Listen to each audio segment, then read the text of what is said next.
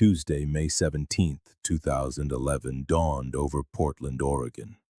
Just like any other for Emma Matthews, the alarm clock's shrill cry at 5:30 a.m. was her familiar call to action, giving her just enough time to prepare before waking her 15-year-old son, Tyler. The routine was a well-worn path: coffee, a quick shower, packing Tyler's lunch, and then a soft knock on his door to start the school day. "Tyler? It's 6:15, honey. Time to get up," Emma said, rapping gently on his bedroom door. Silence. She tried again, this time pushing the door open a crack. The room was shrouded in pre-dawn gloom, the curtains still drawn tight. Emma flipped the light switch, and in that instant she felt the floor drop away from beneath her feet. The bed was empty, the sheets tangled as if he had been there. But there was no sign of him. His backpack was still propped against his desk. His phone wasn't on the nightstand where he always left it to charge. A cold knot of panic began to tighten in her chest, a primal fear that only a mother can truly understand. "Tyler?" Her voice echoed through the house, growing louder, more desperate with each call.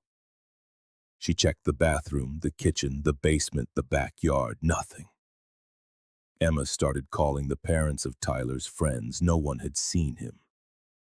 At 7:30 a.m., with trembling hands, she dialed 911. "Portland Police Department, what's your emergency?"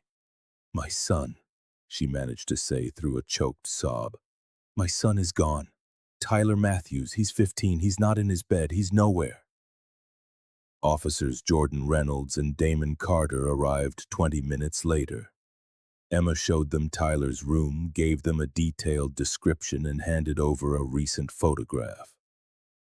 Tyler was a slim teenager with dark brown hair and intense green eyes, his face marked by a shy smile he rarely showed in pictures. "Have you noticed any unusual behavior in the last few weeks, Mrs. Matthews?" Officer Reynolds asked as his partner surveyed the room. Emma shook her head. "Tyler's a good kid, quiet, a good student. He's been a little withdrawn lately, but I just thought, teenager stuff." "Trouble at school, new friends, any changes in his routine?" "Nothing significant," Emma replied, but then a thought surfaced. "Although he has been spending a lot of time on his computer. I got him a laptop for his birthday in March." Officer Carter found the laptop under the bed. It was off. They powered it on, but it was password protected. "We'll need to take this to the department for our technicians to examine," Reynolds explained. "Do you have access to his social media accounts?" Emma shook her head again. "Tyler is private about that stuff. He says he needs his space." The next few hours were a blur of activity. An Amber Alert was issued. Officers canvassed the neighborhood. Volunteers distributed flyers bearing Tyler's face. The teenager's image soon appeared on local news broadcasts under the headline, "Portland Teen Vanishes Without a Trace." 3 days later, the case was assigned to Detective Rachel Morgan. At 42, with 12 years in the missing persons unit, Morgan had a reputation for a tenacity and insight that bordered on obsession. On her first visit to the Matthews home, she didn't just rehash the known facts. She studied the family photos that lined the walls. "It's just been the two of us," Emma explained, noticing the detective's interest. "His father left when Tyler was 3. Never came back. Not even a birthday call." Morgan nodded, taking notes. "Any other close relatives? Uncles, grandparents?" "My parents passed away years ago. I have a sister in Seattle, but we barely keep in touch. Tyler and we're used to it being just us." The detective continued with what seemed like routine questions, but she was carefully constructing a profile of the missing boy. Tyler was an average student with no disciplinary issues. He had few close friends. He preferred video games and reading to sports. There were no signs of drugs or alcohol.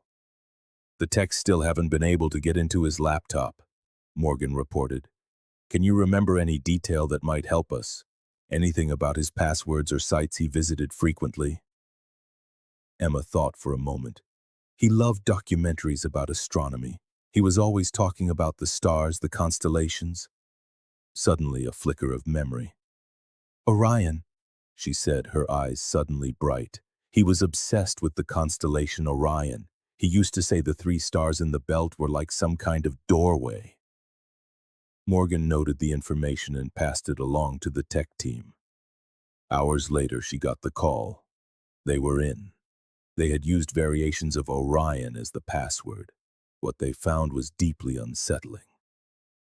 Tyler had been active on astronomy forums, but he'd also had extensive conversations on a messaging platform with a user named Stargazer92.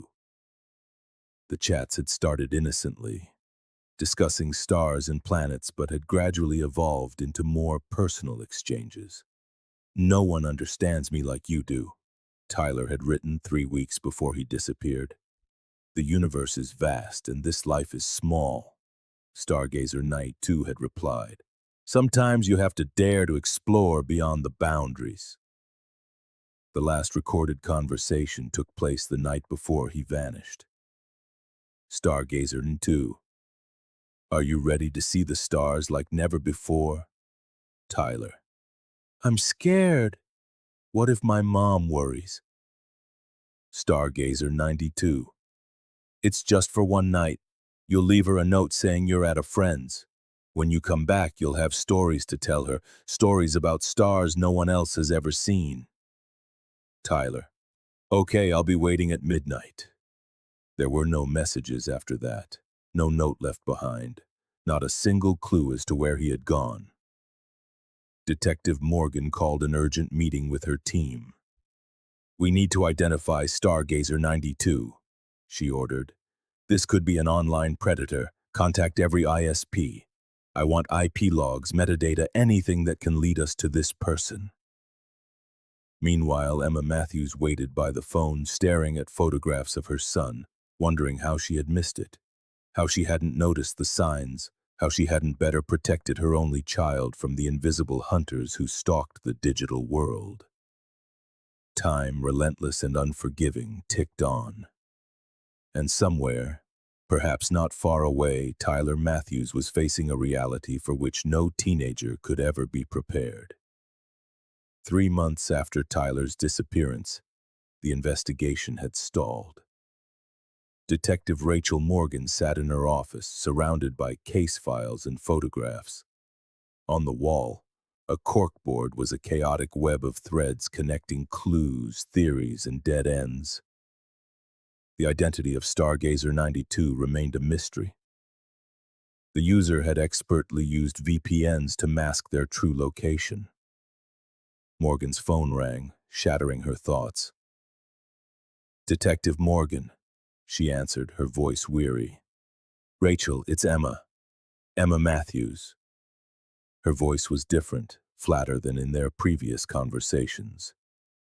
"It's Tyler's 16th birthday today." Morgan closed her eyes. These anniversaries were always the hardest on the families. "I know, Emma.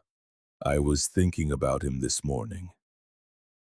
"I baked a cake," Emma continued, her laugh thin and brittle, bordering on hysterical. "It's ridiculous, isn't it? As if he's just going to walk through the door and blow out the candles." "Emma, listen to me," Morgan said, her tone firm but gentle. "We have not given up on Tyler.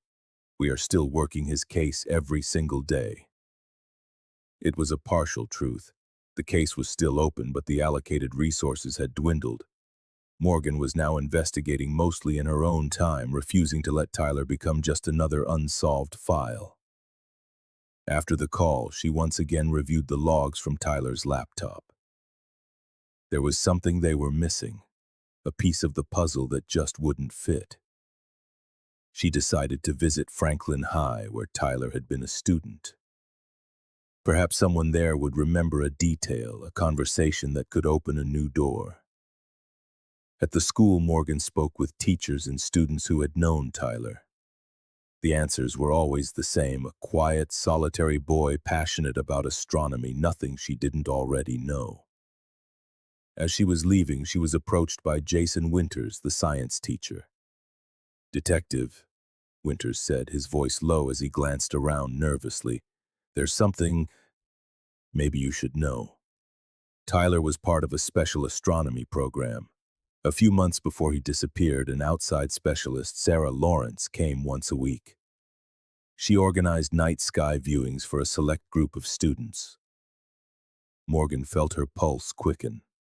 Sarah Lawrence. Her name isn't in any of our reports. It was a pilot program, pretty informal. It only lasted a few weeks. I need all the information you have on this woman, now. Sarah Lawrence turned out to be a 34-year-old amateur astronomer who occasionally collaborated with local schools. Morgan got her address and decided to pay her a visit without calling ahead. Lawrence's apartment was in a modest building on the east side of Portland. Morgan knocked several times, but there was no answer.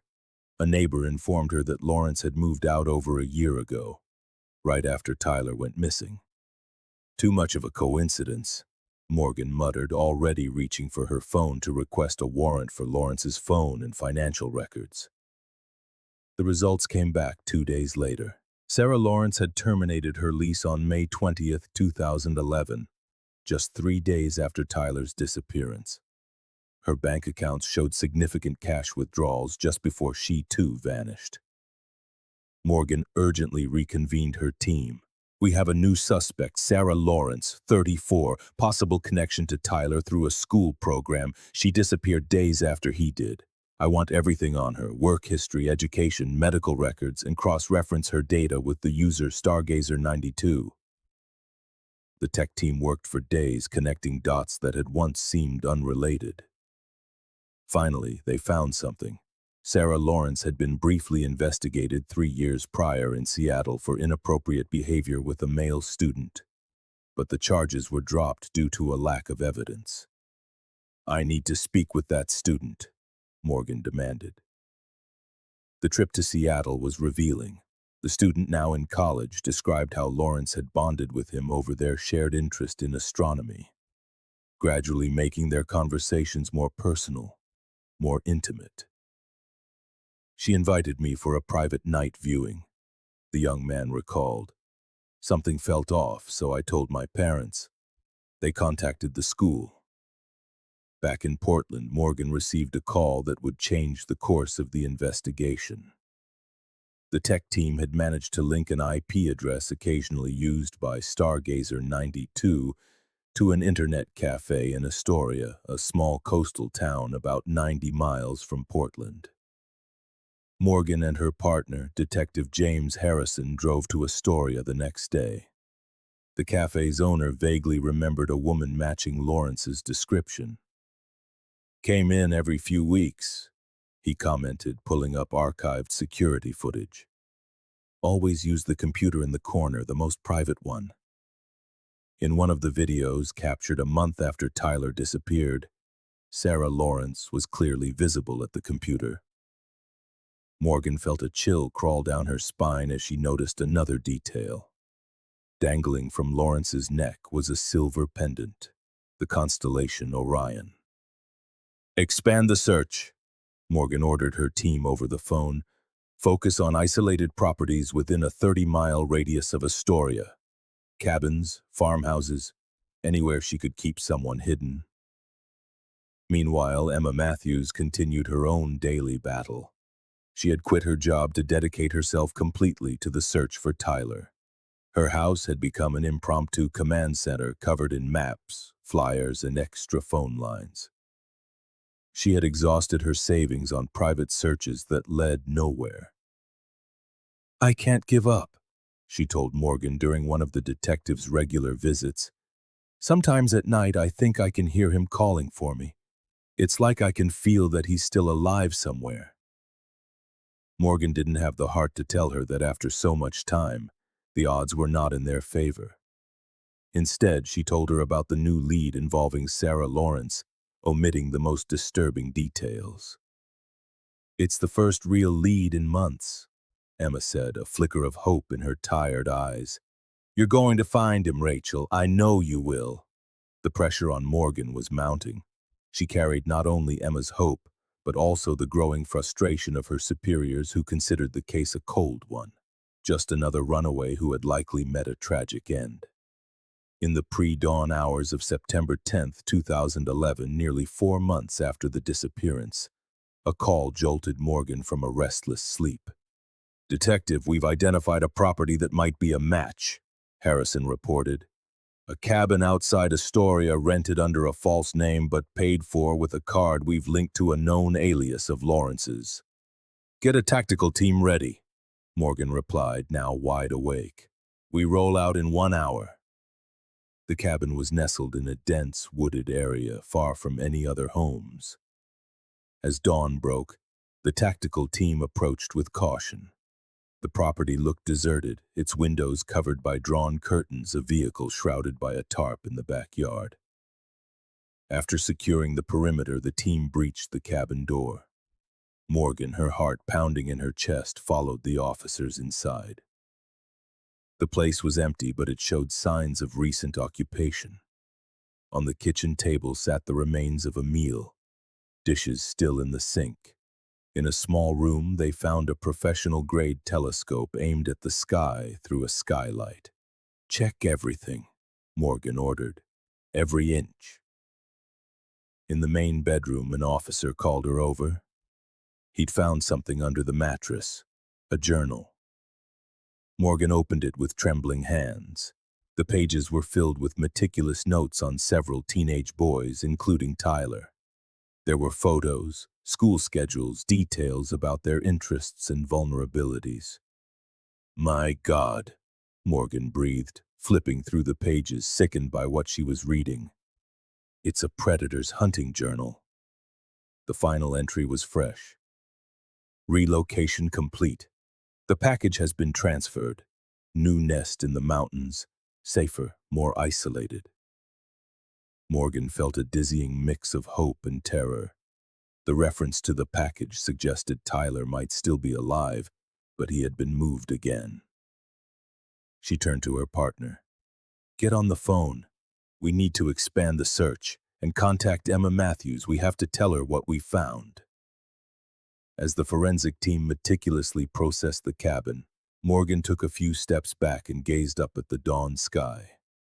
Somewhere, perhaps looking at the same stars, Tyler Matthews was waiting to be found. And now, for the first time in months, they had a tangible lead to follow. The hunt had only just begun. January 20. 20 months had passed since Tyler Matthews' disappearance. Officially, the case remained open, but it had long gone cold. The trail of Sarah Lawrence had grown frigid after the discovery of the cabin. Despite Morgan's best efforts, they had failed to locate the new nest mentioned in the diary. Emma Matthews had transformed Tyler's bedroom into a sanctuary frozen in time. His astronomy posters still adorned the walls, his books lined the shelves, his clothes hung in the closet. Emma had lost weight, and her once brown hair was now streaked with premature gray. She still maintained a website dedicated to her son's search, but the number of visitors had dwindled with the passing years. Rachel Morgan had been reassigned to other cases, but she devoted her nights and weekends to Tyler's disappearance. The obsession had cost her a marriage, which had ended 6 months prior, and it was taking a toll on her health. On that cold January morning, Morgan was reviewing the case files yet again, when Michael Chen, a technician from the Cybercrime unit, knocked on her door. "Detective Morgan, I think you should see this," he said, placing a tablet on her desk. The screen displayed screenshots of a conversation from an online astronomy forum. "We were monitoring this forum as part of another investigation," Chen explained. "But I found something that caught my eye. A user named Astronomy Teacher has been recruiting young people for a supposed advanced astronomy summer camp." Morgan studied the conversations. The pattern was disturbingly familiar. Identify lonely teenagers with a passion for astronomy. Establish an emotional connection. and offer them a unique opportunity to pursue their passion. It's the same modus operandi, Morgan murmured. Were you able to trace the IP? That's the interesting part, Chen replied. He uses sophisticated techniques to hide his location, but he made a mistake. During one particularly long conversation, his VPN failed briefly. We got an address in Eugene, Oregon. Morgan felt her heart quicken. When was this? 3 days ago. She didn't need to hear more. She immediately contacted the sheriff's office in Lane County, where Eugene was located, and organized a joint operation. 12 hours later, she was driving south on Interstate 5, with her partner Harrison beside her. Do you really think it could be her? Harrison asked as rain lashed against the windshield. It's been almost 2 years. Predators don't just stop, Morgan replied, her eyes fixed on the road. They evolve. They refine their techniques. If it is Lawrence, she's been active this whole time. And if that's the case... She didn't have to finish the sentence. They both knew what it implied. More victims, more shattered families. The address in Eugene led to a modest 2-story house in a residential neighborhood. Records showed it had been rented 6 months earlier by a Rebecca Stevens, a new hire at a small local college. Morgan and Harrison met with the Lane County Sheriff and his team at a nearby station. They reviewed the house's blueprints and established a plan of action. We want to go in fast and quiet, Morgan explained. If there are minors on the property, their safety is the absolute priority. At 5:30 a.m. the next day, the tactical team surrounded the house. Morgan, wearing a bulletproof vest with her hand on her weapon, waited for the signal. Now, the team leader commanded. The operation was swift and precise. In less than 2 minutes, the agents had secured every room. To everyone's surprise, they found only one woman asleep in the master bedroom. "Police, don't move," an agent shouted, aiming his weapon at the figure startling awake in the bed. Morgan entered the room, studying the woman intently. Short blonde hair, a stark contrast to the long brown hair Sarah Lawrence had in the photographs. But the eyes. Those blue-gray eyes were unmistakable. "Sarah Lawrence, you're under arrest for kidnapping and child exploitation," Morgan said as Harrison cuffed her. "My name is Rebecca Stevens," the woman protested. "I don't know what you're talking about." A search of the house revealed no sign of Tyler or any other victims. However, in a locked study in the basement, they discovered a document forgery lab and multiple hard drives. Chen, who had joined the operation, began to examine the computer equipment.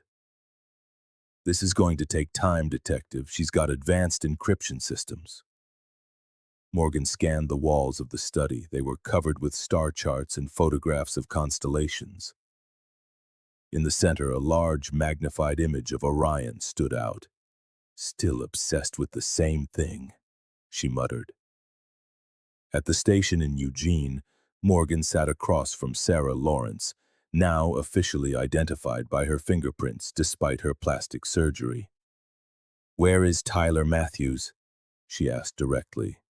Lawrence's expression remained impassive. "I don't know any Tyler Matthews."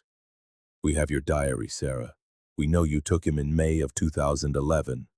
We know you moved him to another location when you abandoned the cabin in Astoria." Lawrence offered a cold smile. "Are you confused, Detective? I can see this case has affected you personally." Morgan fought to remain calm. "It's been almost 2 years. His mother is dying of grief. If he's alive, tell us where to find him." For a fleeting moment, something shifted in Lawrence's gaze. Then her expression hardened once more. "I want a lawyer." While Lawrence was being processed, Chen managed to decrypt a portion of the data from the hard drives. What they found was far worse than they had imagined. "It's not just her," Chen explained, showing Morgan a series of emails. "She's part of a network. They call themselves the Watchers. They exchange information on potential victims. They share manipulation techniques. They help each other. Morgan scrolled through the messages, a mix of horror and resolve churning inside her. How many members are in this network? At least a dozen that we've been able to identify so far. They're scattered across the country. And Tyler? Is there any specific mention of him? Chen hesitated for a moment. Yes, they called him Orion Prime. He was their first joint success. It seems that after holding him for a few months, Lawrence transferred him to another member of the network. Morgan slammed her fist on the table in frustration. To who? Where? We're still working on that, but there's a reference to a place called the North Observatory. Morgan immediately briefed her superiors. The case had escalated from the search for a missing teenager to a federal investigation into an organized ring of child predators. The FBI joined the operation, bringing additional resources. While federal agents interrogated Lawrence, Morgan decided to visit Emma Matthews in person to update her on the developments.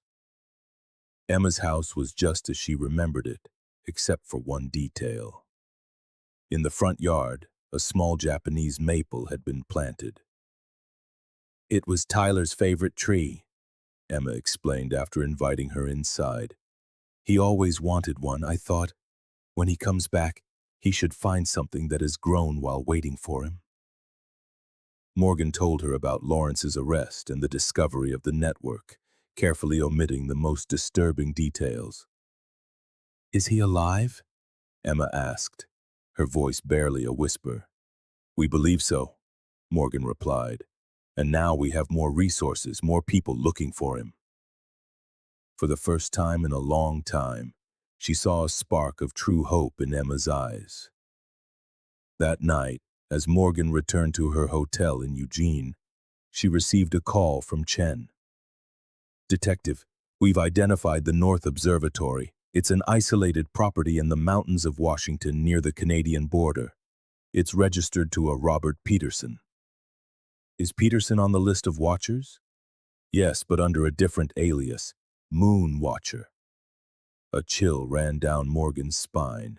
Get everything ready, we leave at dawn. As she stared out her window at the star-filled sky, Morgan thought of Tyler, of the time that had passed, of what he might have endured. She promised herself that this time she would find him, dead or alive. She owed it to Emma. She owed it to herself. Somewhere under that sum de sintai, perhaps observing the same stars, Tyler Matthews was waiting to be found. And now, for the first time in nearly 2 years, they had a specific location to search. The countdown had begun. The property known as the North Observatory was situated in a remote area of the North Cascades in Washington state.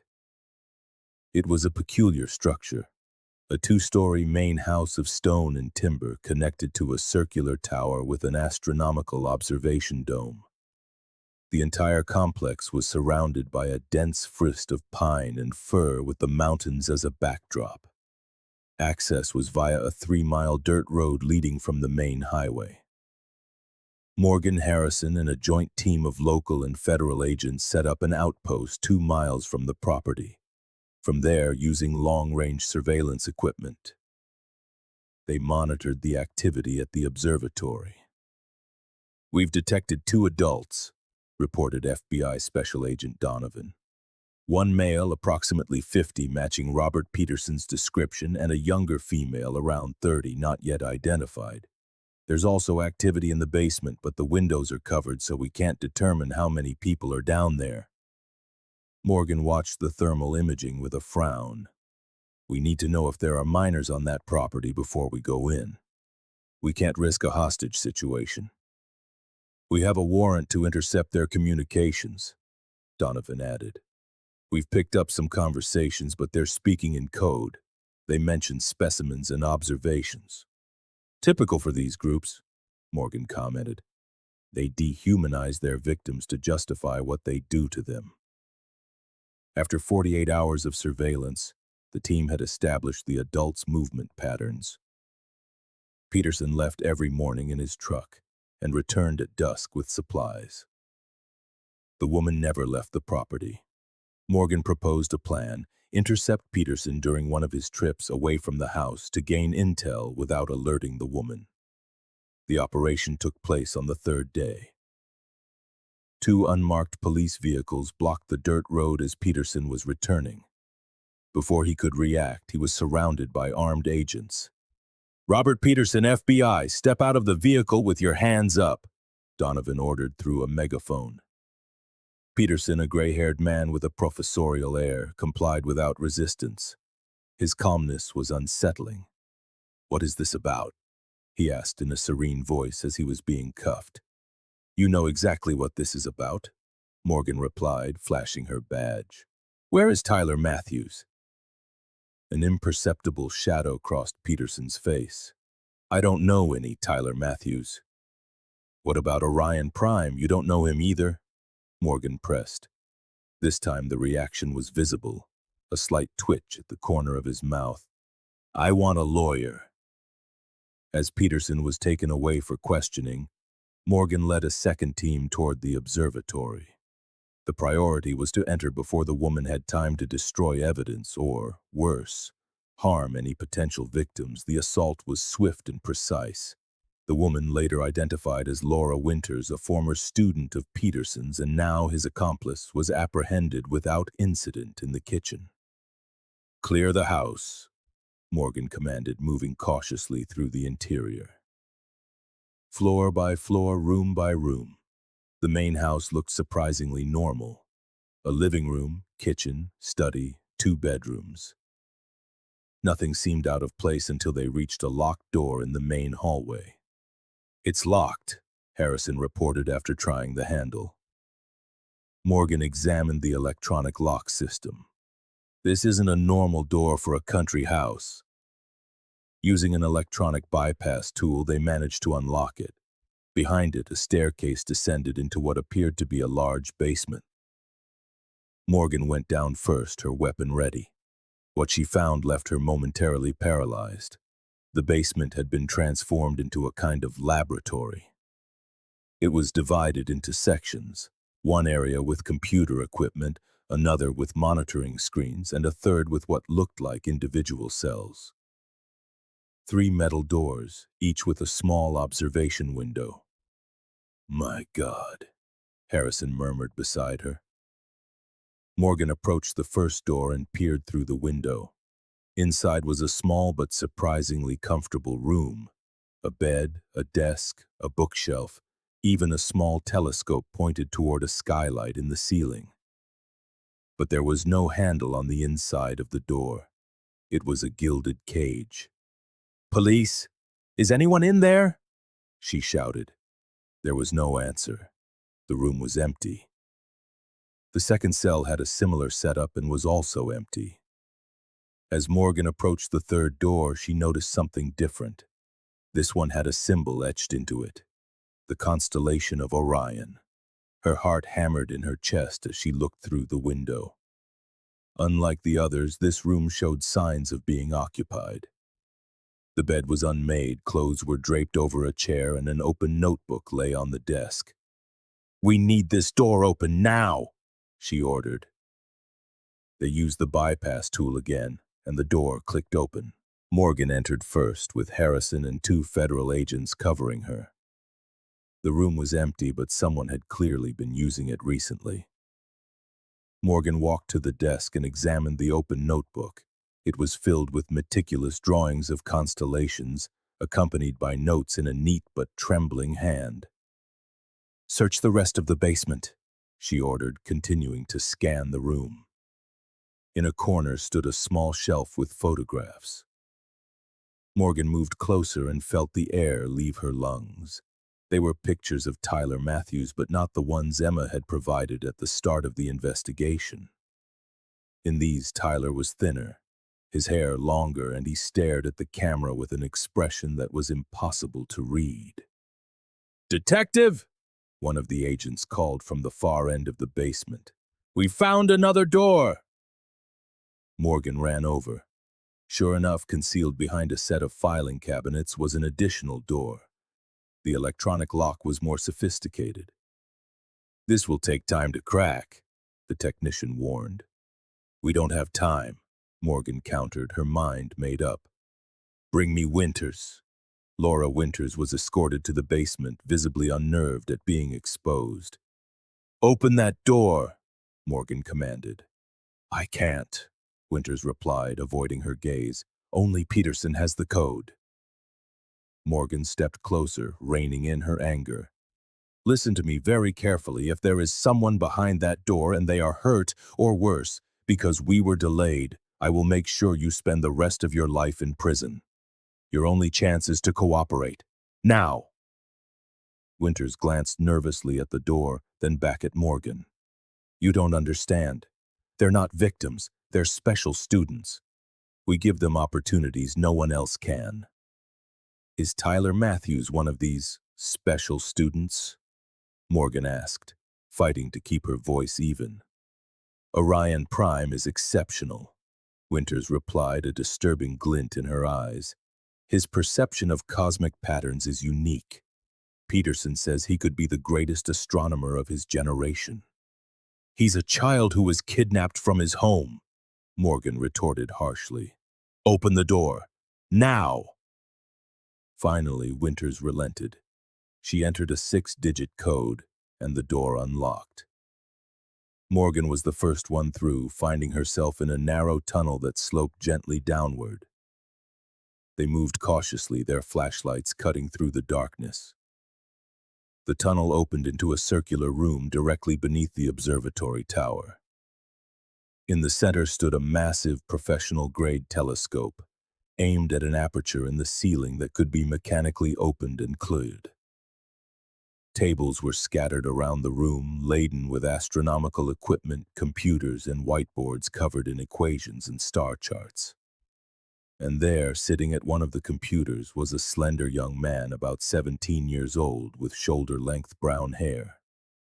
He turned at the sound of their footsteps, startled. For Morgan, time seemed to stand still. He was taller, thinner, his face having lost the roundness of early adolescence, but she recognized those green eyes instantly. "Tyler Matthews?" she asked softly, holstering her weapon so as not to frighten him further. The young man eyed her with suspicion. That was my name. I'm Orion now." Morgan approached slowly, holding out her badge. "My name is Detective Rachel Morgan, Portland Police Department. I've been looking for you for almost 2 years, Tyler." A flicker of recognition crossed his face. "Portland? Do you know my mom, Emma?" "Yes," Morgan replied, a lump forming in her throat. "Your mother never stopped looking for you. She never lost hope." Tyler looked down, his shoulders tense. "She must hate me. I left without saying goodbye." "No, Tyler, she loves you. She's kept your room exactly as you left it. She's waited for you every single day." Silent tears began to trace paths down the young man's cheeks, years of repressed emotion surging to the surface. Can I see her?" he asked, his voice breaking. Morgan nodded, extending a hand to him. "We're going to take you home, Tyler." While paramedics examined Tyler and the agents finished processing the scene, Morgan called Emma. It was the most difficult and most rewarding conversation of her career. "We found him, Emma. He's alive. He's safe. We're bringing him home." Emma's sobs on the other end of the line said more than words ever could. Hours later, as the helicopter flew them back to Portland, Morgan watched Tyler. He was wrapped in a thermal blanket, staring out the window.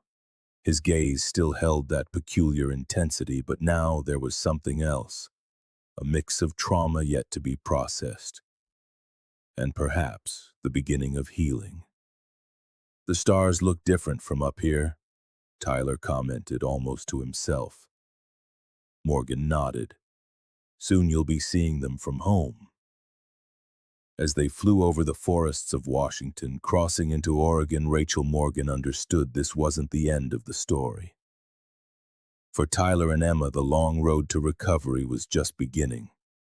For her and her team, there was still so much to do: dismantle the entire Observer's network, prosecute Lawrence, Peterson, Winters, and the others involved, and search for other potential victims. But for the first time in nearly 2 years, she felt she had kept her promise. Tyler Matthews was going home, under the same starry sky he had watched during his captivity, but now, finally, as a free young man. The reunion between Tyler and Emma Matthews was as emotional as it was complex. When the helicopter touched down in Portland, Emma was already waiting on the tarmac, held back only by a police line. The moment she saw her son descend, she ran to him, ignoring all protocol. Tyler froze like a deer caught in headlights. He had imagined this moment countless times during his captivity, but now that it was real, he didn't know how to react. When Emma wrapped him in her arms, his body remained rigid for a few seconds before gradually collapsing into the embrace, as if slowly remembering what it felt like to be held by his mother. "My boy," Emma whispered through her tears, stroking his hair, his face, his shoulders, as if to convince herself he was really there. "My Tyler."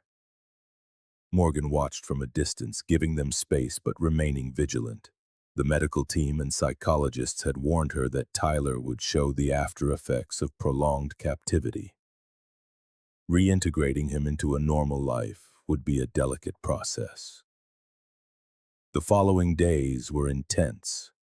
Tyler underwent exhaustive medical exams and preliminary psychological evaluations. Physically, he showed signs of mild malnutrition and a vitamin D deficiency from lack of sunlight. But there were no serious injuries. The real damage was invisible. "He's presenting symptoms consistent with Stockholm Syndrome," explained Dr. Gabriela Vega, a trauma psychologist, during a meeting with Morgan and Emma. "He's developed an emotional bond with his captors as a survival mechanism. To him, Peterson wasn't just a kidnapper. He was also a mentor." "How is that possible?" Emma asked, distraught. "That man tore him from his home. He held him prisoner for nearly 2 years. Peterson manipulated Tyler's passion for astronomy," the doctor replied. "He created an environment where Tyler felt he was receiving something valuable in exchange for his freedom. He gave him access to advanced equipment, specialized knowledge. He made him feel chosen, special." Morgan had seen similar cases. It was a common technique among sophisticated predators. They didn't just use fear and coercion, but also rewards and validation. "Will he recover?" Emma asked, her voice cracking. "Will he ever be my Tyler again?" Dr. Vega chose her words carefully. "Tyler will never be exactly the same person he was before the kidnapping. Those experiences are part of him now. But with the right support, consistent therapy, and a great deal of patience, he can process what happened and build a healthy life." Meanwhile, the investigation moved forward. The FBI had taken lead on the case, now classified as a national operation against an organized child exploitation ring. Morgan remained involved as the liaison for the Portland department, primarily because of her connection to the Matthews family. Laura Winters's confession proved crucial. In exchange for a plea deal, she provided detailed information about the Observer's structure. "The network started about 8 years ago," Winters explained during an interrogation. "Peterson and Lawrence were colleagues at a university observatory in California. They were both fired for inappropriate conduct with students, though formal charges were never filed."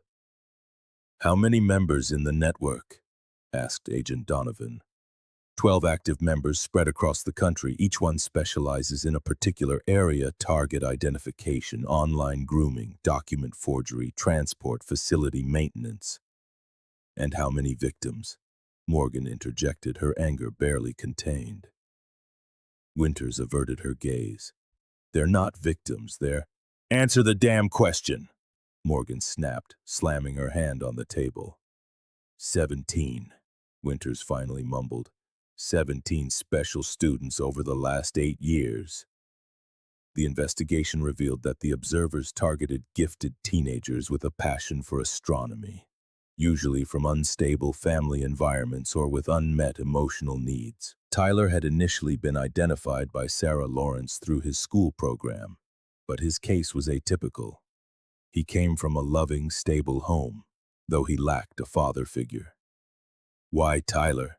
Morgan asked Lawrence during one of her interrogations. "He didn't fit your usual profile." Lawrence, now stripped of her calm facade, answered with a disturbing honesty. His obsession with Orion was pure. Most kids get into astronomy for the black holes, the aliens, the cosmic explosions. Tyler saw patterns, connections. Peterson said he had the mind of a true theoretical astronomer. As the weeks went by, more members of the network were identified and arrested. Other facilities similar to the Northern Observatory were discovered in Colorado, New Mexico, and Vermont. 5 more teenagers were rescued, some of whom had been held captive even longer than Tyler. Morgan kept in regular contact with the Matthews family. Tyler was back home with Emma, but the transition was difficult. He alternated between moments of apparent normalcy and episodes of severe anxiety.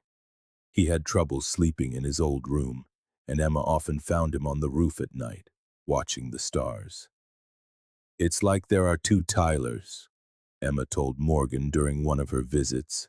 "Sometimes I see flashes of my old son, his smile, his sense of humor, but then he changes into someone I don't recognize. Distant, obsessive, using technical terms I can't even begin to understand." Dr. Vega had explained this behavior was to be expected. Tyler is struggling to integrate his 2 identities, the person he was before the kidnapping and the person he was forced to become during his captivity. A month after the rescue, Morgan received an unexpected request. Tyler wanted to speak with her, alone. They met in a park near the Matthews house. Tyler, who had started cutting his hair back to a style closer to how he wore it before, seemed nervous but determined. "I need to ask you something, Detective," he said after a few minutes of small talk. "Are the other kids, are they okay?" Morgan was surprised. It was the first time Tyler had mentioned the other victims. "They're getting help, just like you. Every case is different, but they're all safe now." Tyler nodded, gazing toward the horizon. "At the observatory, they didn't let us communicate with each other. They kept us separate, except during some of the special observation sessions. But we found ways. We'd leave hidden messages for each other in the astronomy notebooks we shared." Morgan listened intently. This was new information. "There was a boy, Jason. He was there before me. He left me messages. He explained how things worked, how to survive." Tyler paused, struggling with his emotions. "Did you find him? Did you find Jason?" Morgan recalled the reports on the rescued teens. "Yes, Tyler, Jason Mercer was rescued from the facility in Colorado. He's with his family in Seattle now." A wave of relief washed over Tyler's face. "Good, that's good." They sat in silence for a moment, watching some kids play on the nearby swings. "Detective," Tyler finally continued, "there's something else I need to tell you, something about Peterson." Morgan tensed. She knew this moment would eventually come. "I'm listening." He wasn't always cruel," Tyler began, choosing his words carefully. "Don't get me wrong. I know what he did was wrong. I know he kidnapped me, that he manipulated me, but he also taught me things. Things no high school teacher could ever have taught me." Morgan kept her expression neutral, letting him speak. "Sometimes, I think a part of me is still back at that observatory, the part that just loved watching the stars without worrying about anything else." Tyler ran a hand through his hair, frustrated. "That makes me a terrible person, doesn't it? To miss any part of that time." "No, Tyler," Morgan said sincerely. "It makes you human. Our experiences, even the traumatic ones, become a part of who we are. The important thing is that now you get to choose. You can take what you learned and use it on your own terms. Tyler nodded slowly. There's one more thing. Peterson talked about a special astronomical event, something that was going to happen soon. It was related to Orion. He was obsessed with it. He was making preparations. Morgan frowned. What kind of event? I don't know exactly, but he mentioned a date. June 15th, 2013. He said all the observers were going to gather to witness it. The information was potentially crucial. If any members of the network were still at large, this could be the chance to catch them all. Thank you for telling me, Tyler. We'll look into it right away. Back at the station, Morgan immediately shared the information with the FBI team. Consulting astronomers confirmed there was indeed a notable celestial event on that date, a rare alignment of stars in the Orion constellation, visible only from specific locations in North America. It could be a coincidence, Donovan commented, but we can't risk it. If there are any observers left, it's possible they'll try to gather for this. A special operation was established to monitor the optimal viewing sites for the phenomenon. The date, June 15th, was only 3 weeks away. In the meantime, Tyler continued his recovery. He had started regular therapy sessions with Dr. Vega and had agreed to meet with other survivors in supervised group sessions. The reunion with Jason Mercer was particularly meaningful for both young men. Emma, for her part, had joined a support group for families of kidnapping victims. I never thought I'd be grateful for something like this, she told Morgan. But talking to other mothers who've been through similar situations, it helps me understand what Tyler needs right now. As the date of the astronomical event approached, the tension mounted. Morgan and the FBI team had identified 3 primary locations from which the alignment would be perfectly visible: an observatory in Arizona, another in New Mexico, and a remote point in the Colorado mountains. We'll divide our resources among the 3 sites, Donovan explained during the planning meeting. Undercover OP, constant surveillance starting 48 hours before the event. Morgan was assigned to the Colorado team, along with Harrison and 4 federal agents. The location was an elevated plateau, offering an unobstructed view of the night sky and reachable only by a single forest road. On the night of June 14th, the team was already in position, concealed within the ring of trees that bordered the clearing.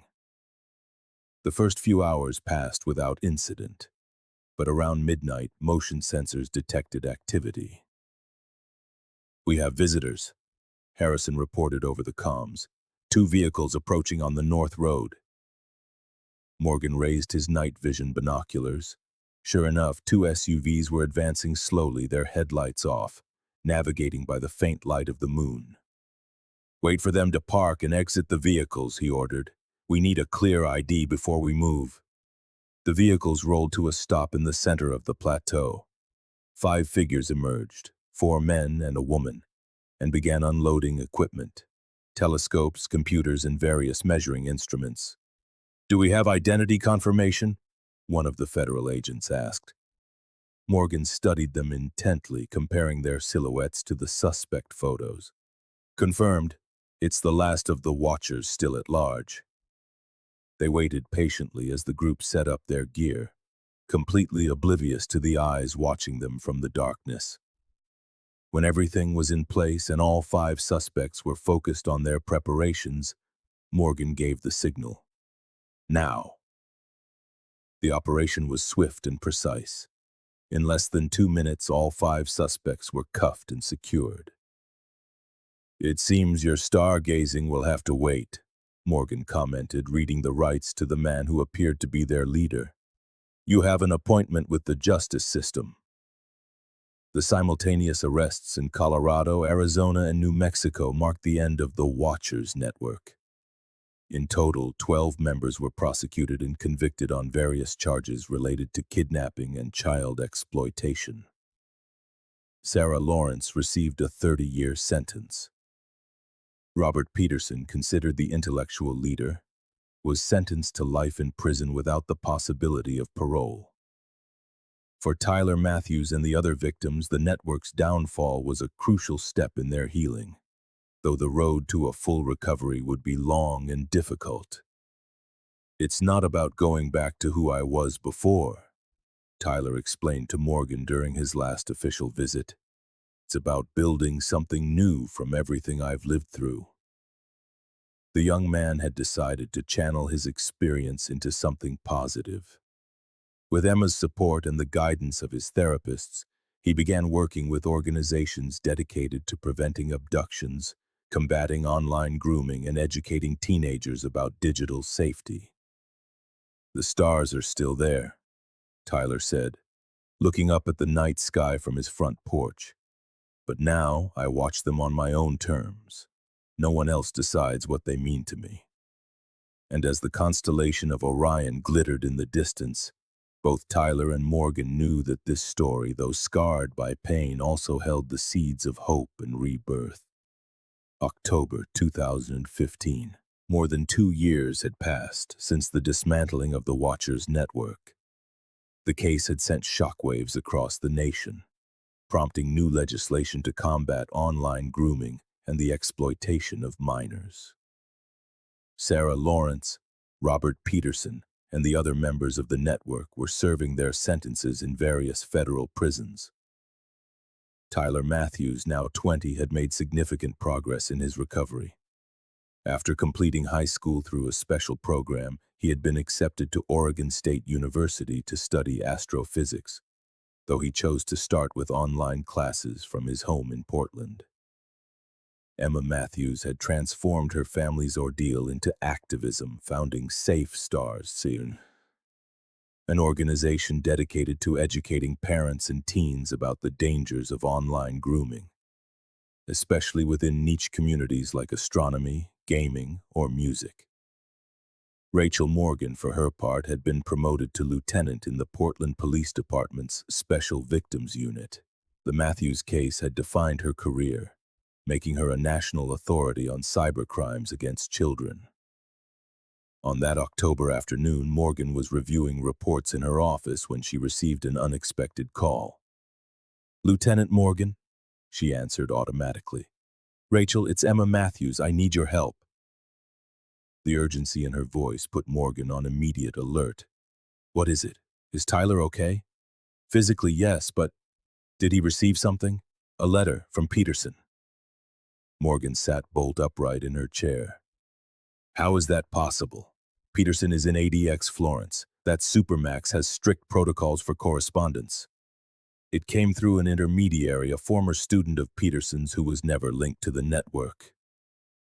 Tyler is shaken. "He won't show me what it says, but since he got it 3 days ago, he's fallen back into his old patterns. Insomnia, obsession with the stars, isolating himself." "I'm on my way," Morgan said, already grabbing her jacket and keys. The Matthews house had changed since Morgan's last visit. The small Japanese maple in the front yard had grown considerably, and the facade had a fresh coat of paint.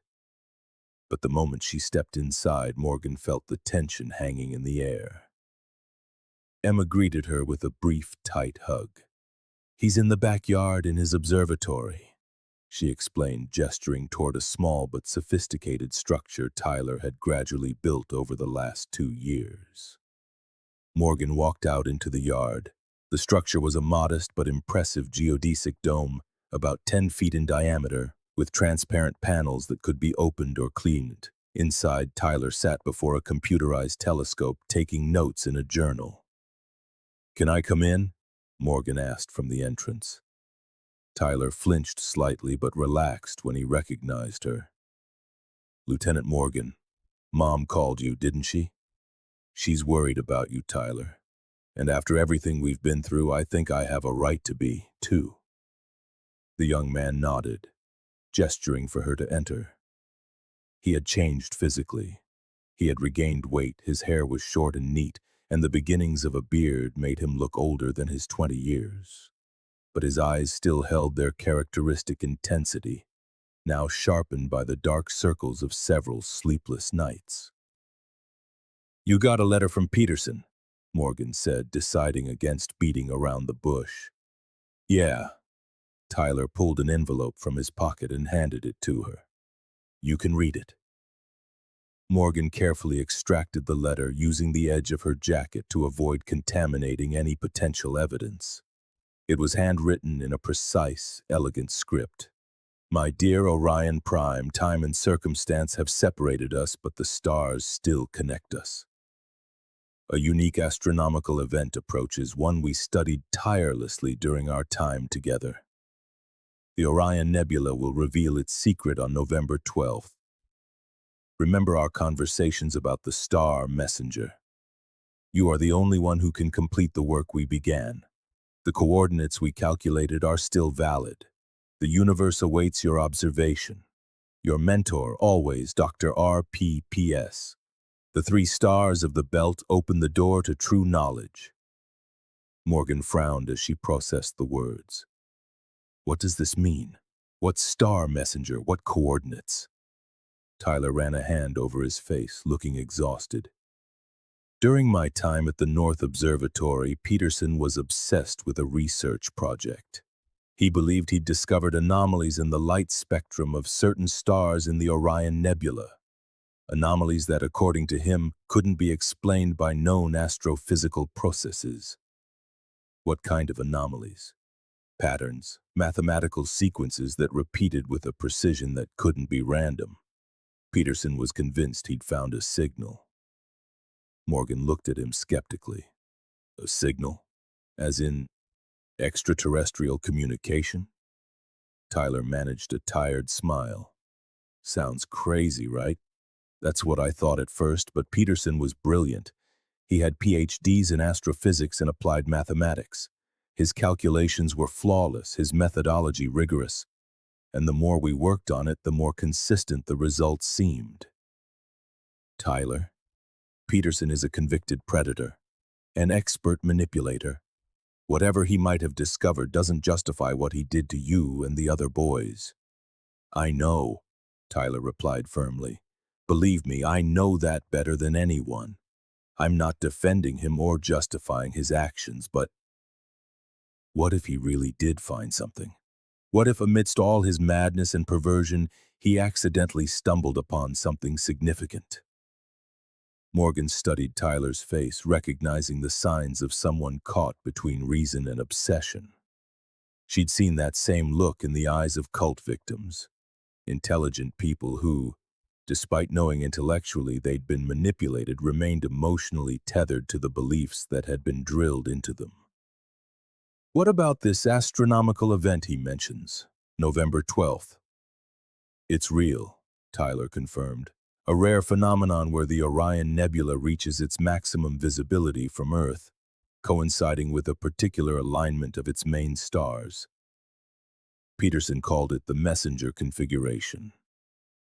Morgan made a decision.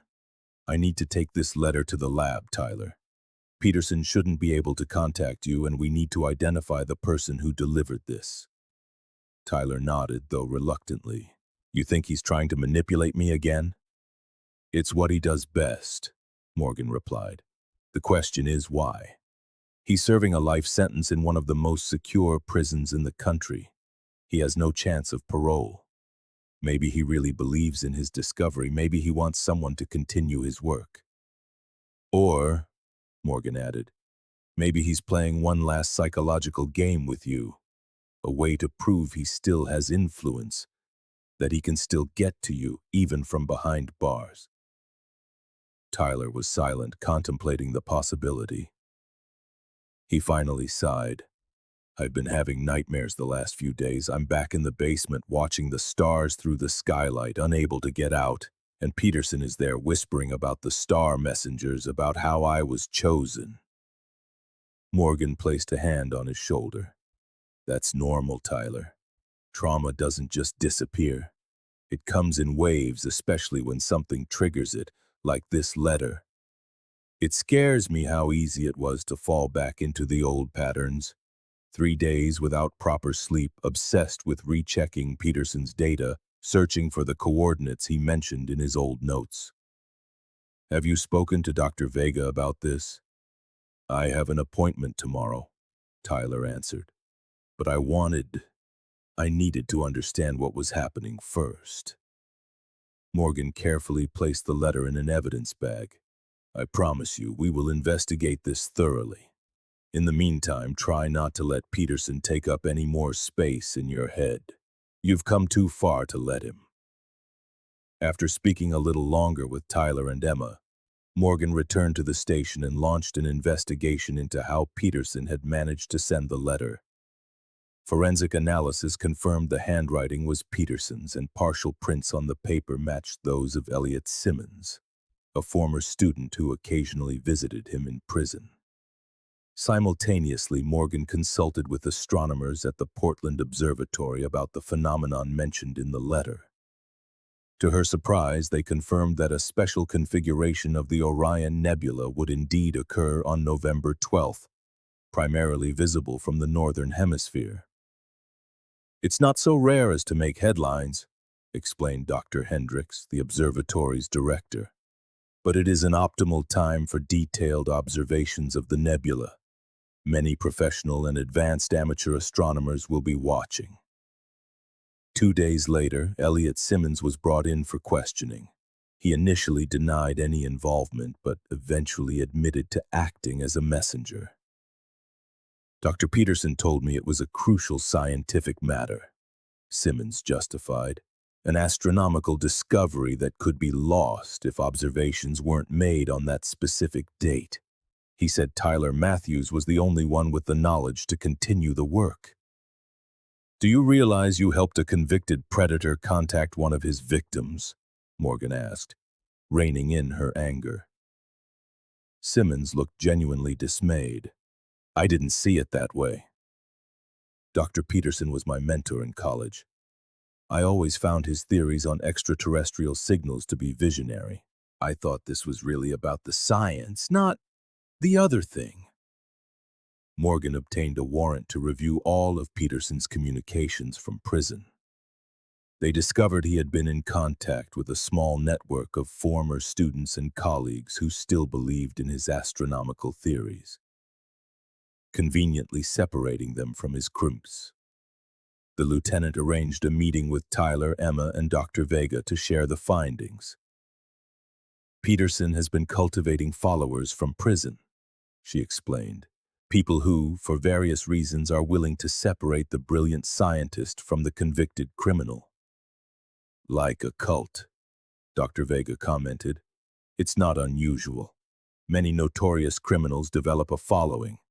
People who rationalize or minimize their crimes to focus on other aspects of their personality. Tyler listened with a grim expression. So what happens on November 12th? According to our experts, nothing extraordinary from a conventional scientific standpoint, Morgan replied. A good night to observe the Orion Nebula, and that's it. But Peterson sees it differently, Tyler insisted. To him, that's when the star messenger will be revealed. Tyler, Emma intervened, her voice gentle but firm. Peterson manipulated you for nearly 2 years using astronomy as his tool. This is just more of the same. The young man nodded slowly. I know. Rationally, I know. But there's a part of me that still wonders. What if there really is something out there? What if, among all his lies, there was one truth? Dr. Vega leaned forward. It's natural to feel that curiosity, Tyler. Peterson knew exactly which buttons to push. He tied your genuine passion for astronomy to his manipulation, creating an association that's difficult to break. I have a proposal, Morgan said after a moment of thought. On November 12th, instead of sitting alone with your doubts, what if we organize a joint observation? We could invite professional astronomers, make it an educational, community experience. Tyler's eyes lit up for the first time in days. To demystify Peterson? Exactly. Instead of giving him the power to keep you in the shadows, you take that night and transform it into something positive, something that's yours. The idea quickly took shape. Dr. Hendricks from the Portland Observatory enthusiastically agreed to participate, and Emma arranged for Safe Stars to sponsor the event as an educational activity on safe astronomy for young people. As the 12th of November drew near, Tyler steadily regained his equilibrium. His sessions with Dr. Vega helped him process the turmoil stirred by the letter, and the Community Watch Project gave him a constructive purpose. Peterson, learning that his communications were now under stricter surveillance, tried to send another message through a lawyer, but it was intercepted. His frustration, as his last attempt at control slipped through his fingers, was captured on the recordings of his monitored phone calls. "The messenger will arrive," one of his approved visitors insisted, "with or without Orion Prime to receive him. The stars do not wait." On the night of the 12th, the Matthews backyard was transformed into a small community astronomy hub. Tyler's homemade observatory was now joined by additional telescopes on loan from the Portland Observatory. Teenagers with a budding interest in astronomy, many of them participants in the Safe Stars programs, gathered for the guided viewing. Tyler, noticeably calmer than he had been in weeks, led the activity with quiet confidence. "Tonight, the Orion Nebula is offering us exceptional visibility," he explained to the assembled youths. "It's one of the most active stellar nurseries in our galaxy, a place where new stars are constantly being born." Morgan watched from a distance, standing with Emma and Dr. Vega. "He looks good," she commented. "Centered, present." "He's reclaiming his passion," Dr. Vega replied, "separating it from Peterson's manipulations. It's a vital step in his recovery." At midnight, as the Orion Nebula reached its optimal position in the sky, Tyler adjusted the main telescope and let each participant take a look. There were no stellar messengers, no cosmic revelations, only the natural, scientifically explainable beauty of the universe. Later, after the guests had departed and only Morgan, Emma, and Dr. Vega remained, Tyler took one last personal look. "Do you know what I really saw tonight?" he said to Morgan as he peered through the eyepiece. "I saw stars, not messages, not imposed patterns, just stars, beautiful for what they are, not for what someone wants them to mean." Morgan smiled, recognizing in those words a small but significant victory. The constellations shattered by Peterson were beginning to reform, not into the patterns he had forced upon them, but into new configurations defined by Tyler's own recovery. June 2017. The campus of the University of California, Berkeley, was buzzing with activity in the days leading up to the graduation ceremony. Among the students completing their bachelor's degrees in astrophysics was Tyler Matthews. He had transferred from Oregon State 2 years prior to study under the mentorship of Dr. Anand Kapoor, a renowned astronomer specializing in exoplanets. At 22, Tyler had grown remarkably. Continuous therapy, the unwavering support of his mother and mentors like Dr. Kapoor had allowed him to transform his traumatic experience into a driving force. His undergraduate thesis, titled "Anomalous Emission Patterns in Star-Forming Regions, Analysis and Classification," had received accolades for its innovative methodology. That afternoon, Tyler was adjusting his tie in front of his dorm room mirror when his phone vibrated. It was a message from Emma, who had just arrived in Berkeley for the graduation. "I'm at the hotel. Rachel just landed. Dinner at 7? Tyler smiled. Lieutenant Morgan, now Captain Morgan, had kept in regular contact over the years, becoming a familiar, grounding presence in their lives. Her being here for his graduation meant the world to him. Dinner that night at a small Italian restaurant near campus was an intimate but emotional celebration. Emma couldn't stop taking pictures of her son, proud of every detail of his academic achievement. Morgan, now captain of the Portland Police Department, shared anecdotes from her recent work in cybercrime prevention. Your mother's organization has been fundamental to our new educational program, Morgan explained. Safe Stars has become a national model. Emma smiled modestly. We're just trying to turn our experience into something useful for others. And what about you, Tyler? Morgan asked. What's next after graduation? Tyler took a sip of wine before answering. I've been accepted into the doctoral program here at Berkeley. Dr. Kapoor wants me to continue my research on anomalous emission patterns. The same patterns that, Morgan began, leaving the question hanging in the air. Yes and no, Tyler replied, understanding the implication. The phenomena I study are real, scientifically documented. My approach is rigorous, based on verifiable data and established methodologies. He paused. I've managed to separate the legitimate science from Peterson's distorted interpretations. Emma reached for her son's hand across the table. I'm so proud of how you've transformed all of this, Tyler. The conversation drifted to lighter topics as they enjoyed dessert. Before they parted ways, however, Tyler handed Morgan an envelope. I wanted to give you this in person, he said. It's a formal invitation to a conference I'm organizing in September. Safe Astronomy Protecting Youthful Passions. It will be the first academic event jointly sponsored by the Berkeley Astrophysics Department and Safe Stars. Morgan examined the invitation, impressed. A full conference? With panels on online safety and youth science communities, workshops for educators and parents, and supervised night sky viewings for interested teens, Tyler explained. We want to create safe spaces where young people can develop their passions without risk, Emma added. And we would love for you to give the keynote address on cybercrime in special interest communities. Morgan was moved by the offer. It would be an honor. The graduation ceremony 2 days later was a culminating moment. Under the warm California sun, Tyler received his diploma as Emma and Morgan cheered from the stands. His blue academic gown fluttered in the breeze, and his smile reflected not just the pride of his present accomplishment, but the immense distance he had traveled from the dark days of the North Observatory. Over the summer, Tyler split his time between preparing for his doctoral program and organizing the September conference. He worked closely with Dr. Kapoor, who had been informed of his history from the beginning. Far from judging him, Kapoor had found in Tyler's experience a unique and valuable perspective.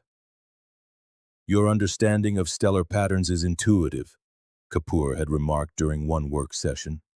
You've developed a capacity to see connections that others overlook. Sometimes that worries me, Tyler confessed. I wonder if that intuition comes from him, from what he taught me. Kapoor, a man in his 60s with a perpetually contemplative expression, considered this carefully. Knowledge itself is not tainted, Tyler. What matters is how you use it, the purpose you give it. Peterson used astronomy as a tool for manipulation. You are using it as a vehicle for healing and protection. These conversations with Kapoor had become an important complement to his formal therapy with Dr. Marcus Chen, who had taken over from Dr. Vega when Tyler moved to Berkeley. In August, as he was finalizing the conference preparations, Tyler received some unexpected news. James Harrison, Morgan's old partner and now a detective in the Cybercrimes unit, contacted him with unsettling information. We believe some of Peterson's followers are planning some kind of tribute to coincide with your conference, Harrison explained over a video call. They've been active on fringe forums, talking about continuing the messenger's legacy and mentioning Berkeley specifically. A familiar chill ran down Tyler's spine. Do you think they might try something at the conference? We have no evidence of violent threats, Harrison clarified. It seems more like an attempt to symbolically co-opt the event, perhaps to promote Peterson's theories, but we're monitoring the situation closely. Tyler immediately informed Morgan and the organizing committee. Security measures for the conference were strengthened, and a more rigorous accreditation process was implemented for attendees. "I will not let them ruin this," Tyler declared during a call with his mother and Morgan. "This conference represents the exact opposite of what Peterson stood for: transparency, security, community." On the opening day of the conference, the main auditorium of the astrophysics department was filled to capacity. Over 200 educators, researchers, parents, and students had registered for the three-day event.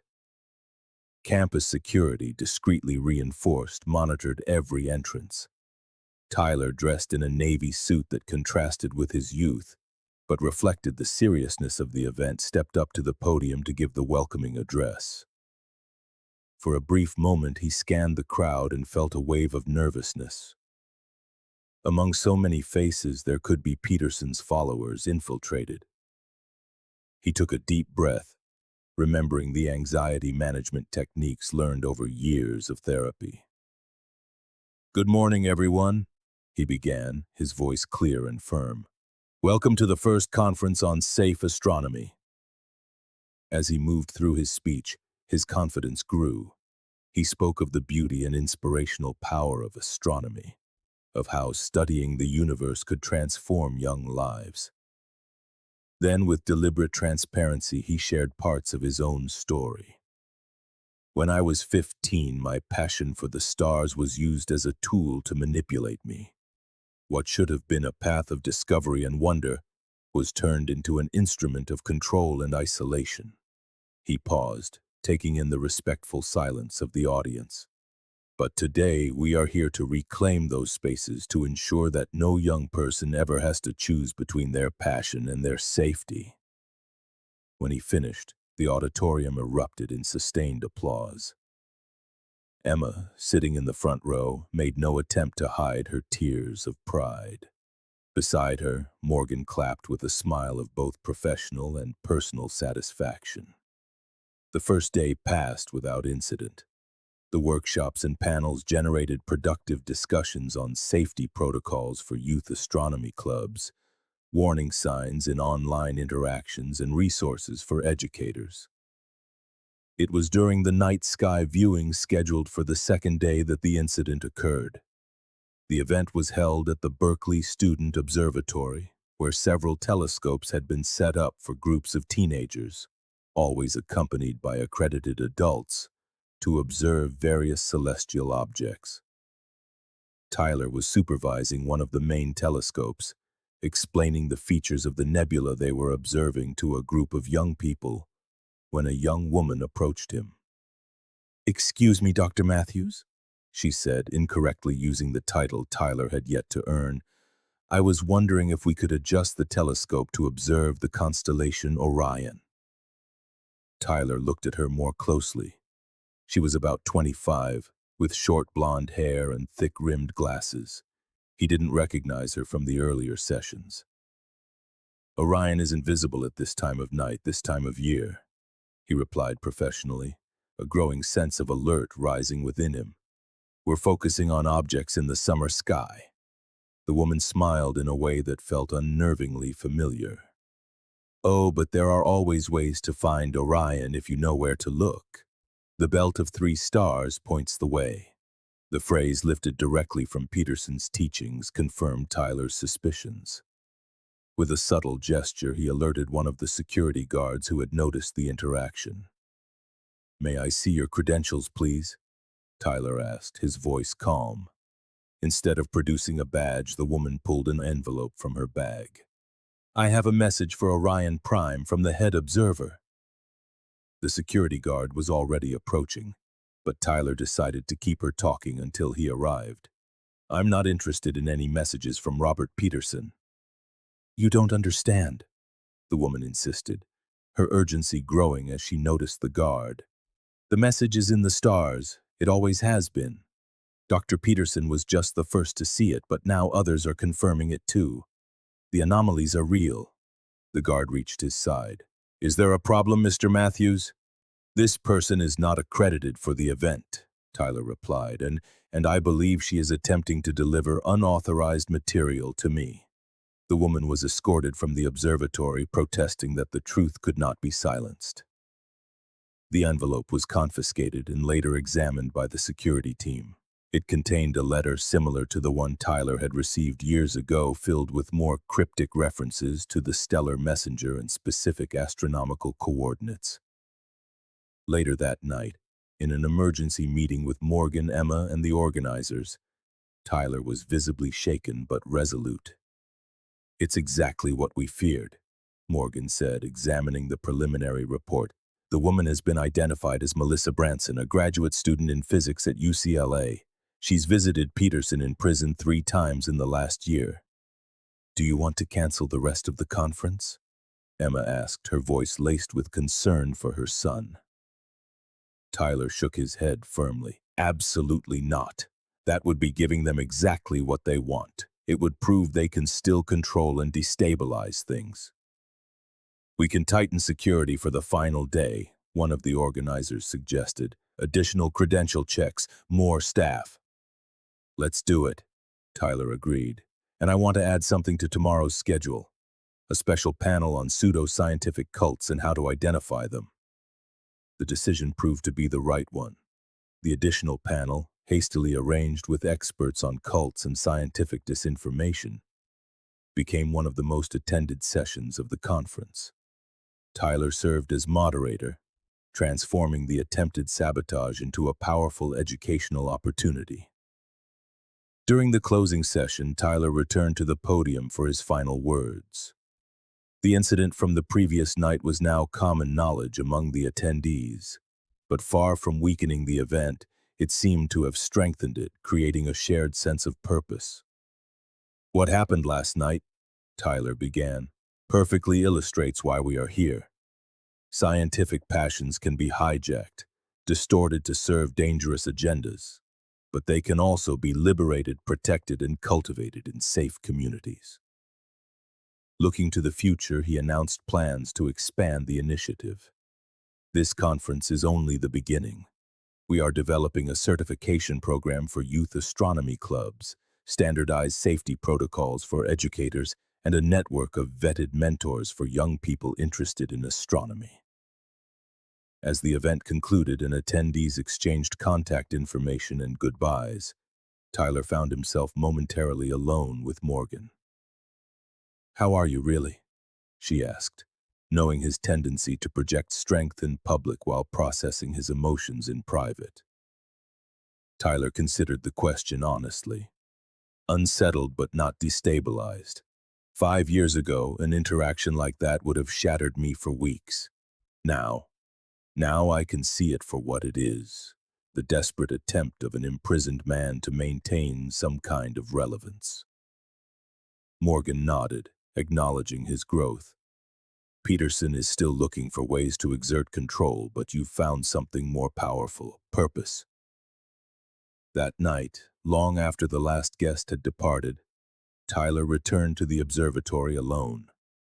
With the director's permission, he configured one of the telescopes, aiming it toward a specific region of the sky where he knew the constellation Orion would be if it were visible at this time of year.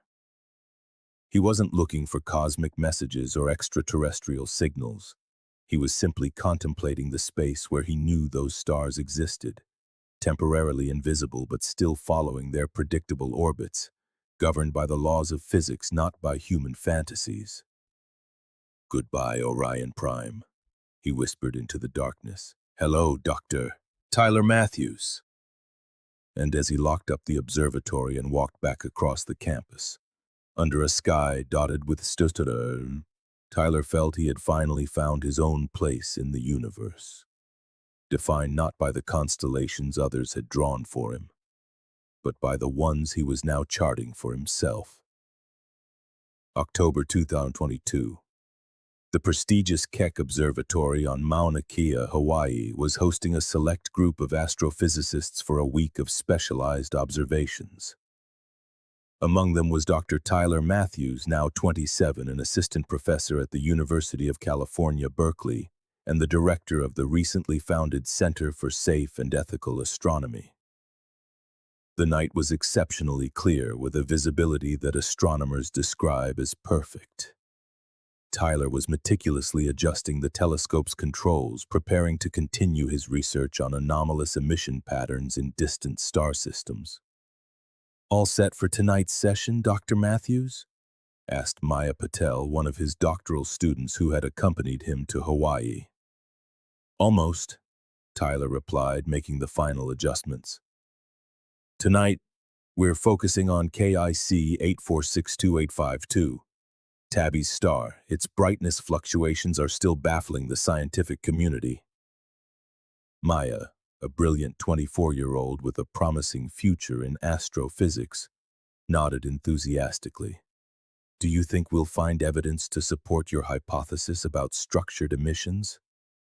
"Science isn't about believing, Maya," Tyler said with a gentle smile. "It's about asking, observing, and analyzing. Belief is for a different kind of search." This philosophy had defined his academic career since his doctorate. His research, rigorous and methodologically impeccable, focused on unusual astronomical phenomena, but always from a strictly scientific perspective. His personal experience had made him a staunch defender of scientific integrity, especially vigilant against pseudoscience and unverifiable interpretations. As they prepared for the observation session, Tyler's phone vibrated with a text message. It was from Rachel Morgan, now a commissioner with the Portland Police Department. "Just heard. Peterson died this morning in Florence. Natural causes. Appears to be a heart attack. Thought you should know before it hits the news." Tyler stood motionless for a moment, a complex mix of emotions washing over him. Robert Peterson, the man who had hijacked and manipulated his adolescence, who had tried to reshape his mind and steal his future, was dead. Not in a dramatic confrontation, not in an act of poetic justice, but quietly, of natural causes. "Dr. Matthews, is everything all right?" Maya asked, noticing his change in expression. "Yes," he replied, putting his phone away. "Just news from the past. Let's continue with the preparations." That night, as he observed the mysterious fluctuations of Tabby's star, Tyler reflected on the strange confluences of fate. He was studying anomalous stellar patterns, the very field Peterson had used to manipulate him. But he was doing it on his own terms, with scientific rigor, collaborating openly with colleagues and ethically mentoring young students. After completing the observation session, while Maya processed the preliminary data, Tyler stepped out onto the observatory's exterior platform. The Hawaiian sky was a breathtaking spectacle, thousands of stars visible to the naked eye, the Milky Way stretching like a brilliant river across the firmament. He took out his phone and called his mother. Despite the late hour in Portland, Emma answered on the first ring as if she had been expecting his call. "You know, don't you?" Emma asked without preamble. "Yes, Rachel texted me," Tyler replied. "It's strange. I thought I would feel something more definite. Relief, maybe. Or closure, but it's more complicated than that. The impact some people have on our lives doesn't end with their death," Emma reflected, "especially those who have hurt us so deeply." "It's not just that," Tyler continued. "In a way, I had already processed the loss of his influence years ago. The moment I finally understood I could separate my passion for astronomy from his manipulation, when I reclaimed that space for myself, that's when Peterson lost his power over me. His physical death feels almost redundant." They spoke for a few more minutes. Emma told him about the latest activities of Safe Stars, which had grown into a national organization with programs in 50 states. Tyler told her about his observations that night and his plans for the international conference he was organizing for the following year.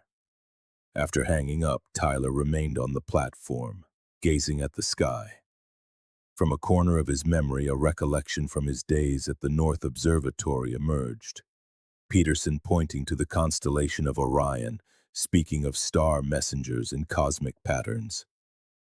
"The stars speak to us, Orion Prime," Peterson had said. "Only a select few can hear their message." Now, with the knowledge and perspective of time, Tyler could see the manipulation in those words with perfect clarity. Astronomy wasn't about secret messages for initiates. It was about collective, verifiable, and transparent understanding of natural phenomena. The next morning, Tyler received another message, this time from Dr. Gabriela Vega, who had been his first therapist after the rescue and now ran a specialized center for trauma and recovery. "Good morning, Tyler. I assume you've heard about Peterson. If you need to talk, I'm available.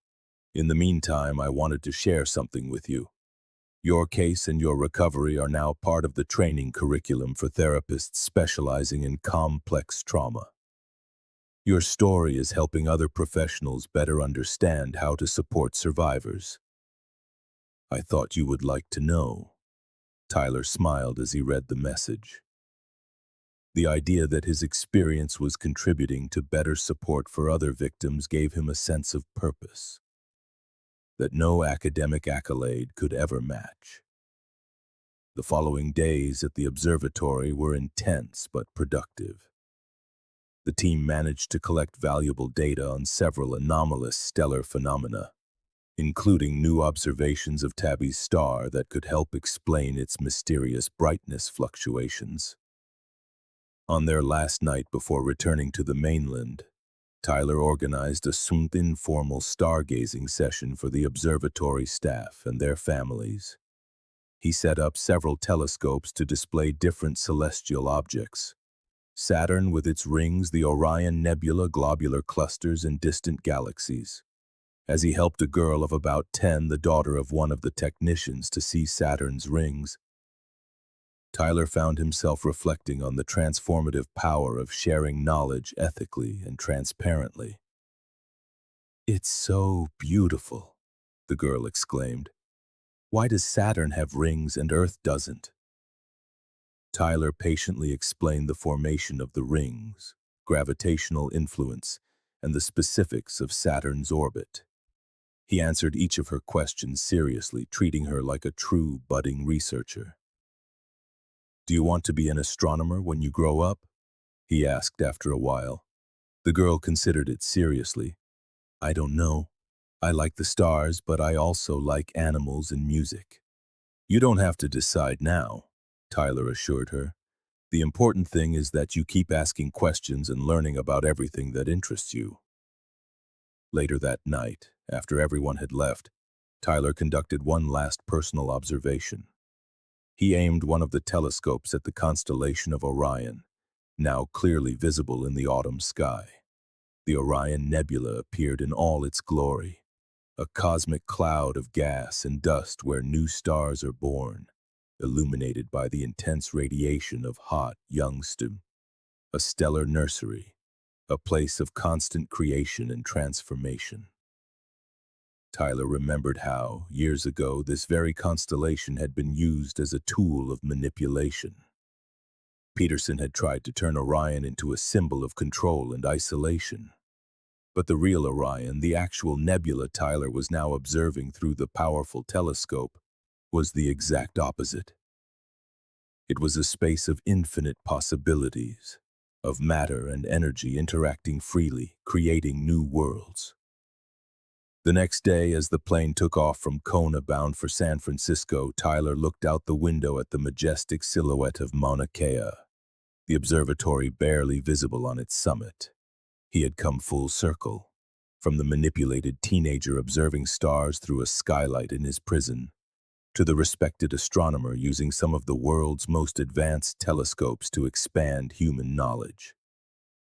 Back in Berkeley, Tyler immersed himself in his academic routine: classes, research, meetings for the Center for Safe and Ethical Astronomy. A week after his return, he had an unexpected visitor at his office.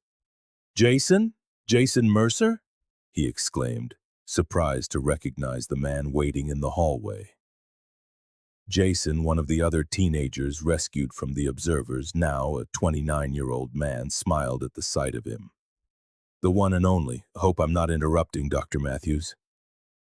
They shared a brief hug before stepping into Tyler's office.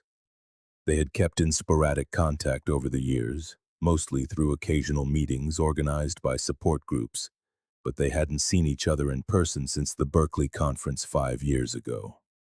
I was in San Francisco for business and thought I'd stop by and say hello, Jason explained. I assume we've both heard the news about Peterson. Tyler nodded.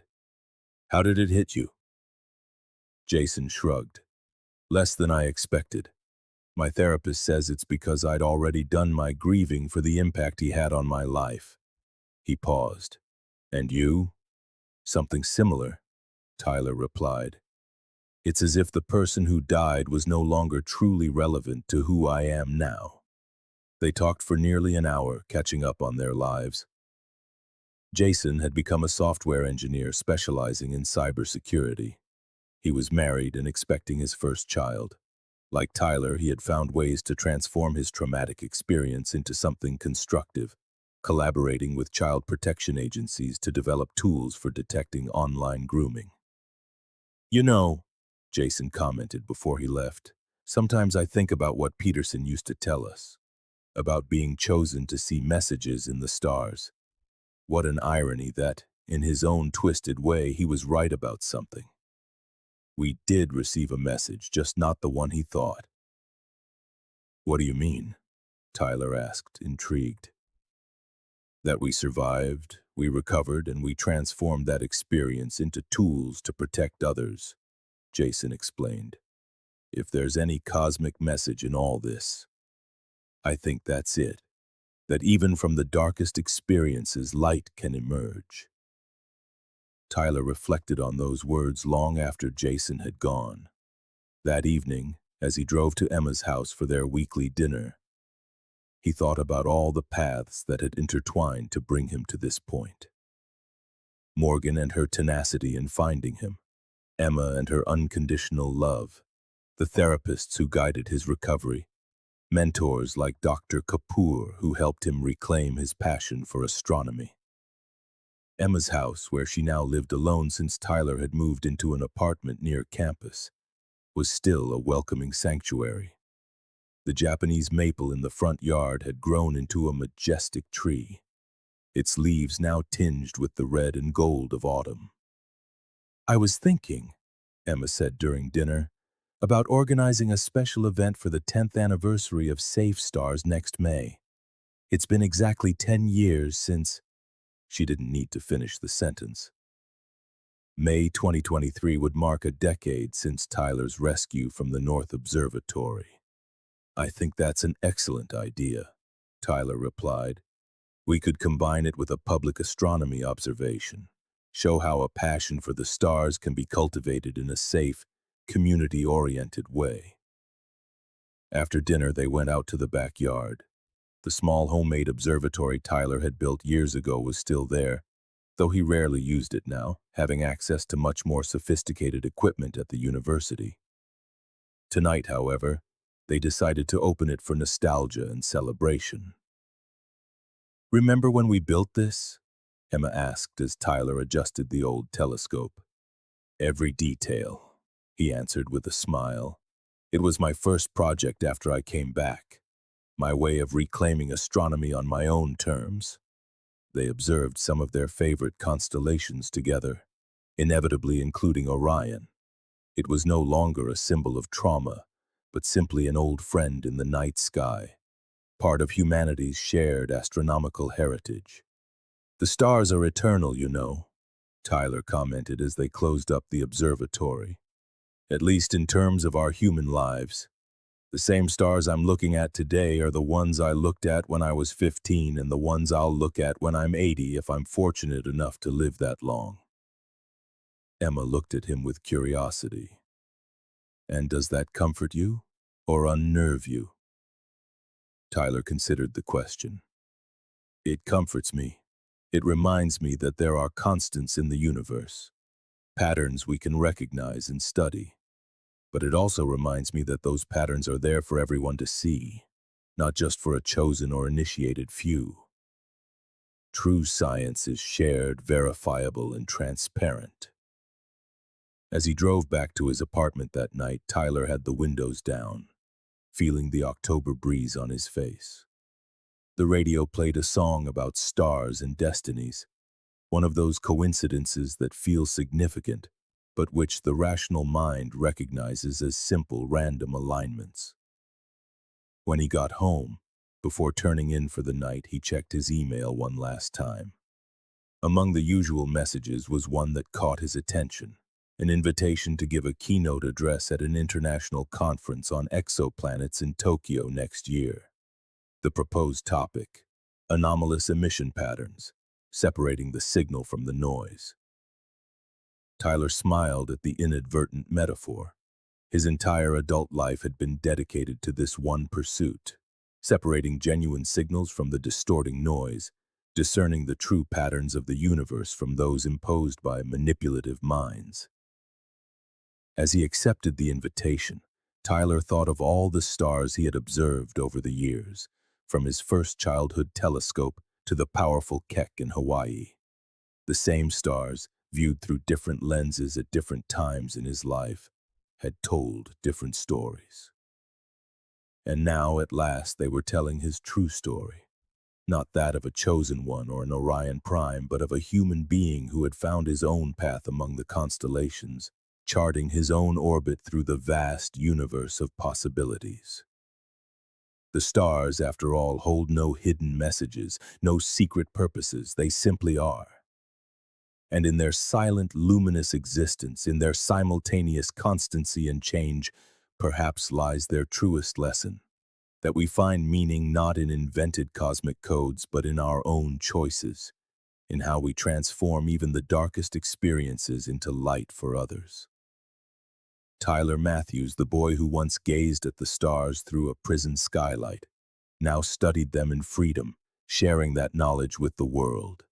And in that simple fact, in that transformation, shone a light more brilliant than any star, the light of human resilience, the true eternal constellation.